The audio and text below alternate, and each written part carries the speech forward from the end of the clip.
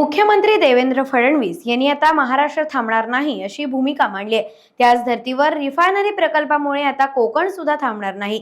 त्यासाठी येत्या नागपूर अधिवेशनात रिफायनरी समर्थक मुख्यमंत्र्यांना भेटणार असल्याची माहिती भाजपा नेते माजी आमदार प्रमोद जठार यांनी दिली। रिफायनरी प्रकल्पाबाबत आयोजित चिंतन बैठकीनिमित्त ते बोलत होते। रिफायनरीमुळे नव्या वर्षात कोकणात रोजगाराचं पर्व सुरू होईल। 2 लाख पोरांना रोजगार मिळेल हे उद्दिष्ट घेऊन आम्ही कामाला लागलो आहोत असंही त्यांनी सांगितलं। आज रत्नागिरीमध्ये घातलेल्या किंवा येणाऱ्या किंवा प्रायोजित असलेल्या रिफायनरी प्रकल्पाचं पुन्हा त्या ठिकाणी माननीय मुख्यमंत्री देवेंद्र फडणवीस साहेबांना भेटून येणाऱ्या अधिवेशनामध्ये हा मुद्दा मांडण्यासाठी आग्रह करणे आणि पुढील वर्षभरामध्ये हा प्रकल्प पुन्हा सुरू होईल यासाठी आमच्या सगळ्या रिफायनरी समर्थकांची बैठक होती। या बैठकीमध्ये ज्यांच्या जागा ज्यांना हवा आहे अशीच मंडळी आणि ज्यांच्या जागा आहेत अशा मंडळींचं आम्ही एक गट माननीय मुख्यमंत्र्यांना भेटणार आहोत। नारायण राणे साहेबांच्या मदतीने, माननीय रवींद्र चव्हाणांच्या मदतीने, माननीय उदय सामंतांच्या मदतीने, आमच्या सगळ्या आमदारांच्या मदतीने आपण जाणार आहोत।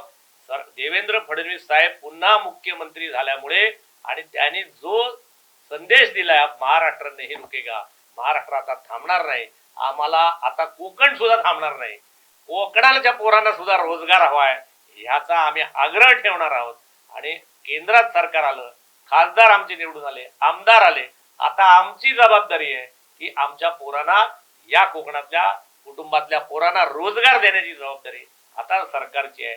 त्याच्यासाठी आम्ही फडणवीस साहेबांना भेटणार आहोत असा आम्ही निश्चय केला।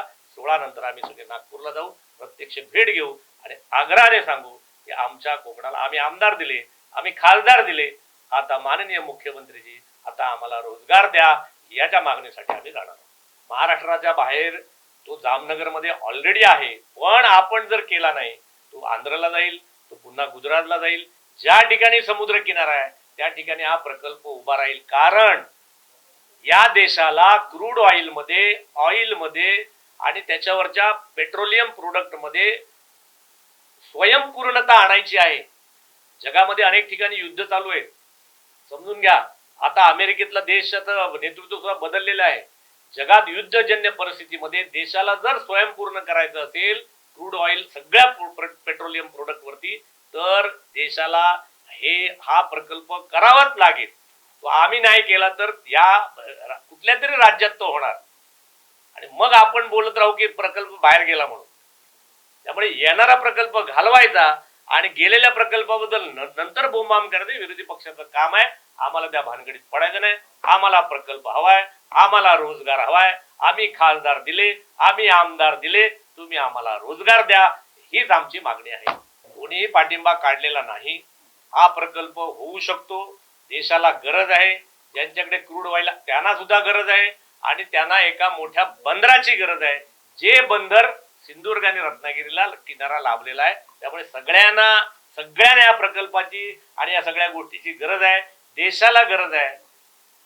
2% GDP वाढवेल, देशाला GDPची पण गरज आहे, देशातल्या पोरांना रोजगाराची गरज आहे, समजून घ्या।